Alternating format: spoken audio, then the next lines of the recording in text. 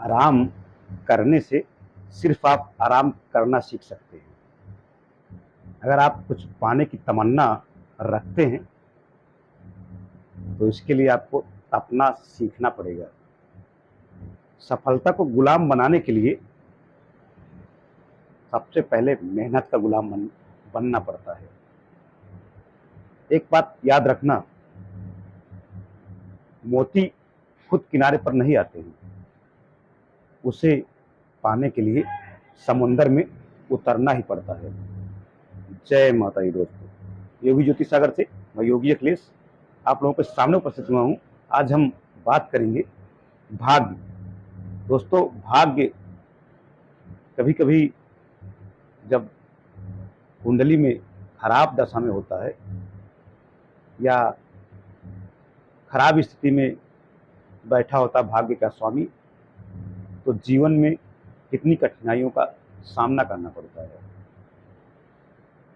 और भाग्य हमारे पुण्य कर्मों से बनता है, जो कि पिछले जन्म के पुण्य कर्मों से ही प्राप्त होता है। तो दोस्तों, कुंडली में कितना भी राजयोग हो और कितनी भी अच्छी कुंडली हो, पर भाग्य का स्वामी अगर सही जगह पर नहीं बैठा है कुंडली में, तो बहुत सारी दिक्कतों का सामना करना पड़ जाता है। जमीन जायदाद, घर, धन सब दांव पे लग जाते हैं अगर भाग्य सही नहीं है तो दोस्तों, कुंडली में बहुत सारे राजयोग बने हों पर उसका लाभ नहीं मिल पाता है अगर भाग्येश कुंडली का सही ना हो तो। इसलिए हमारी कुंडली में भाग्येश का सही स्थान पर होना बहुत जरूरी होता है। पर ये अपने बस की बात नहीं होती है, क्योंकि ये पिछले पुण्य कर्म से ही ऐसा होता है। तो भाग्येश अगर आपका 6वें खाने में कुंडली में, तो जातक को कर्जे का शिकार होना पड़ सकता है और बहुत सारी दिक्कतों का सामना उसको लाइफ में करना पड़ सकता है,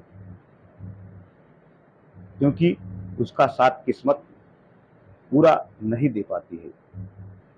उसको ओवर काम करना पड़ेगा, उसे संघर्ष से जूझना पड़ेगा।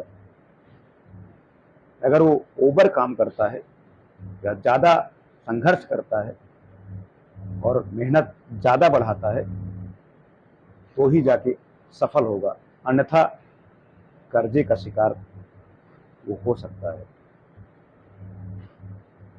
और कानूनी पचड़ों में भी पड़ सकता है। तो दोस्तों, इसी तरह अगर 8वें खाने में भाग्य का मालिक चला जाता है तो जातक परपंची हो जाता है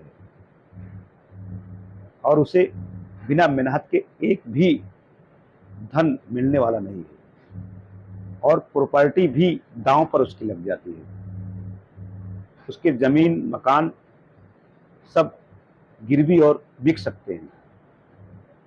उसी तरह अगर भाग्येश 12वें खाने में चला जाता है जब, तो भी धन का नाश होता है और जातक हमेशा परेशान रहता है कि किस तरह हम धन इकट्ठा करें, क्योंकि धन की बचत नहीं होती है वहाँ। अगर पाप ग्रह बैठ जाए तो कानूनी कार्रवाई से भी उसे गुजरना पड़ सकता है। ज़्यादातर ऐसे जातकों का भाग्य विदेश में खुलता है।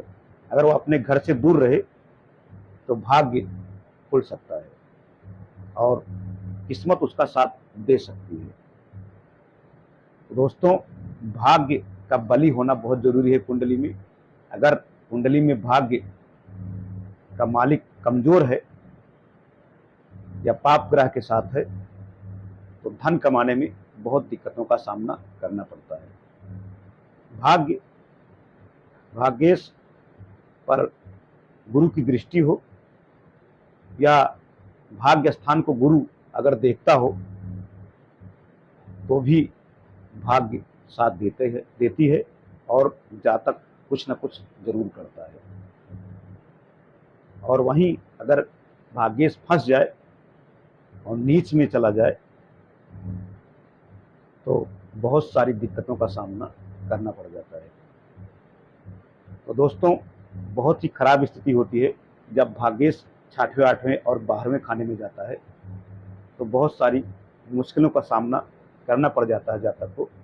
ऐसे में जातक जातिका को ओम भागवते वासुदेवाय नमः मंत्र का जप बराबर करना चाहिए, जिससे पुण्य, पिछला पुण्य भी सही हो और भाग्य भी सही हो।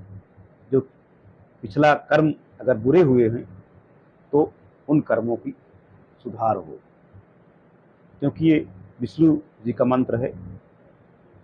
एक कर्म प्रवार्ध पिछला हमारा ठीक करता है और भाग्य को भी बढ़ाने में बहुत सहायक होता है। अगर इसका जप बराबर किया जाएगा तो जरूर आपका पुराना प्रवार्ध कटेगा और आप जरूर सफल होंगे। तो दोस्तों, ज़्यादा से ज़्यादा इस मंत्र का जप किया जाए। अगर आपका भाग्य साथ नहीं दे रहा है, कुंडली में भाग गड़बड़ जगह पे बैठ गया है, तो इसका मतलब ये होता है कि पिछले जन्म में आपने जरूर कोई ऐसा कार्य किया था जिससे लोगों का नुकसान हुआ है। आपने सही कर्म नहीं किया था पिछले जन्म में और आपका भाग्य साथ नहीं दे रहा है। इसके लिए आपको विष्णु जी का यह मंत्र जरूर जप करना चाहिए जो हमने बताया है। तो आपका पुराना प्रवार्ध भी कटेगा और आप धीरे धीरे आपका भाग्य साथ देने लगेगा और आपका हर कार्य भी होने लगेगा। तो दोस्तों, आप जरूर ये मंत्र का जप करें। और जो भाग्य में लिखा होता है पहले से, वो तो तय होता है, पर ये मंत्र को जप करने से आपका प्रवार्ध भी कट सकता है और आपका भाग्य भी बन सकता है। तो दोस्तों, जरूर आप इस मंत्र को जपें। अगर ऐसी जानकारी आप लेना चाहते हैं, राजयोगों के बारे में, अपनी कुंडली के बारे में जानना चाहते हैं, कुंडली विश्लेषण करवाना चाहते हैं, या शादी के बारे में जानना चाहते हैं, रोजगार के बारे में जानना चाहते हैं, शिक्षा के बारे में जानना चाहते हैं, या विदेश गमन के बारे में जानना चाहते हैं, या आप किसी समस्या से परेशान हैं, तो आपको जरूर योगी ज्योतिष सागर से संपर्क करना चाहिए और अपने भविष्य के बारे में जानना चाहिए। आपको सटीक उपाय मिलेगा। आप योगा के बारे में जान सकते हैं, ध्यान के बारे में भी जान सकते हैं और वास्तु के बारे में भी आपको सही जानकारी मिलेगी। तो दोस्तों, ज़रूर आप संपर्क करें और जानें अपने बारे में।